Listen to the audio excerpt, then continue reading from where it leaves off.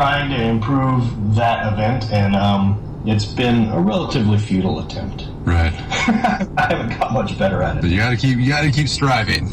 Not to. What are you gonna do? Just quit? That doesn't make any sense. And I think like the Mountain from Game of Thrones does this sort of stuff as well. You've competed against. If you have not checked it out already, Matzo is on the Art of Manliness podcast talking about the Highland Games. It's if you're not familiar with the Highland Games, give that a listen. They go through it. Matt gives one of the best descriptions in the business. Just runs it down really quickly. You realize this whole thing is most likely the product of drunk Scottish guys daring each other to do things. Sounds about right. So I finished with the managers meeting, got all that done the other day, and now I am headed to tryouts. So the division that I'm coaching in, or the age group that I'm coaching in, is 8U. So that is 7 and 8 year olds. It's probably going to take a lot longer than they say it's going to take too.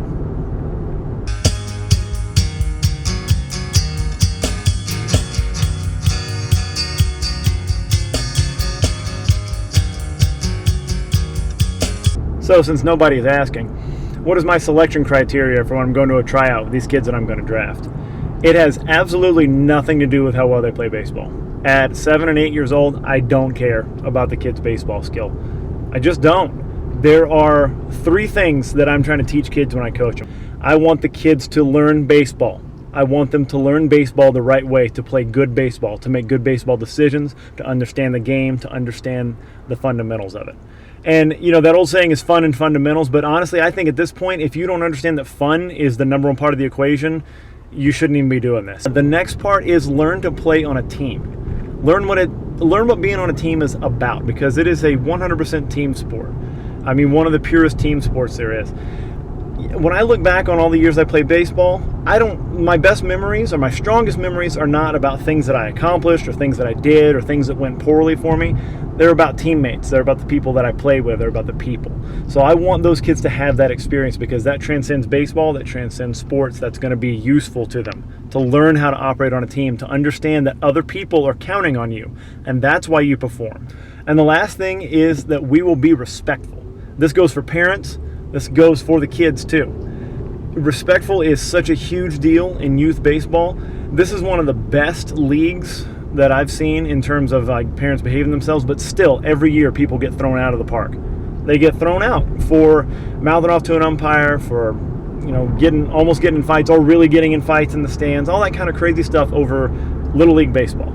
So we emphasize first and foremost being respectful. We expect the same out of the parents. We expect the parents to cheer for our team, not against the other team. We don't have anything to say about the umpires. We don't give them any commentary. We don't criticize their job. We cheer for our kids when they're going up there. We don't coach them from across the fence. The parents are doing a great job of trusting that the coaches are going to do their job. And with the kids, we teach them that they don't complain about calls. They let their manager do that if that's going to be the case. They don't complain about calls. They don't get exasperated and show it on the field. They realize the tough breaks come. They're going to strike out. They're going to get thrown out. So we teach them to roll with those things and know that those things are going to happen. And at the end of every game, my kids shake the umpire's hand. It looks weird. It adds another couple minutes to the umpire's day. I understand it. But I believe those kids need to walk up and see that that's a human being. And they need to shake hands with that person and realize that's a human being doing a job, no matter how good, no matter how bad he did it that day. I agree very much with what Mike Matheny said in the Matheny Manifesto, that this particular style of coaching, which you would call transformational, not transactional, this particular style of coaching or building a team in that manner will not immediately lead to wins. You'll have a rough patch. It won't immediately build a winner. Now, the dirty little secret there is that there's a chance that it never will. That there may never be a light at the end of the tunnel. Maybe a team stays together 3-4 years. Maybe they never develop into a champion. Maybe they never have a winning record. And that's unfortunate, and the kids would feel the impact of that. But at the end of the day, so what? If that kid comes out of youth sports when they're very young, when the stakes are low, if they come out of that as a better athlete, as a better person, as a better teammate, a better son or daughter or student, then what do I care how many games they won when they were 8 years old in Little League? I don't. Personally, I think the whole message about whether you should value wins and losses, or the whole thing about participation trophies, I feel like that whole thing has gotten twisted up and people have kind of lost the point. I think the idea behind all that is that the wins and losses over the course of a kid's lifetime of what they do in a youth sport do not matter. They absolutely do not. However, the qualities that it takes to win, the things that it takes, the dedication it takes, the hard work that it takes, the attention to detail that it takes to win, that's what you need to emphasize. You want to reward kids for a season well played or a game well played. You want to make sure that even if a kid loses, if they worked hard and they dedicated and they put their nose to the grindstone and they paid attention to the little details, they played like a team, they took care of the people around them, that they are rewarded for that. But we've kind of conflated that with showing up gets you a trophy, the participation trophy. That doesn't do it for me. I don't think that does it for anybody. And I think as a culture, we are slowly moving away from that. Now, don't be confused, because any team that I coach plays to win. We work hard to win. We emphasize winning. We want to win. But it is not the be-all, end-all at this age.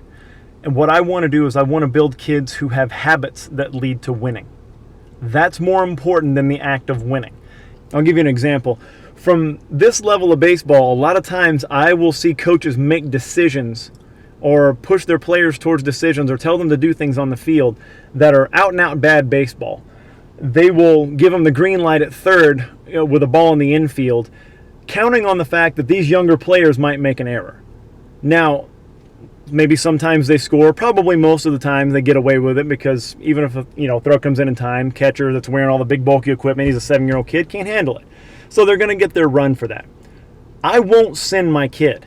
I won't do it, because I want to teach him correct thinking. I want to teach him the correct mental skills for baseball. I want him to understand the game. I want him to, when it matters, when that kid is 13 or 14 years old, the infielder is 13 or 14 years old and can fire it home and gun him down and embarrass him, I want him to be able to think independently. I want him to be able to listen to coaching, but when crunch time comes, good players think independently and make the right decision.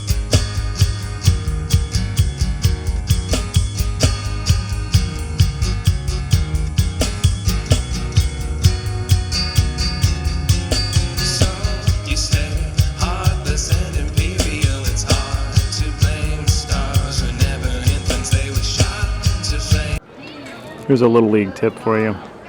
You'll learn a lot more watching a kid's family watch him try out than you'll actually learn watching the kid.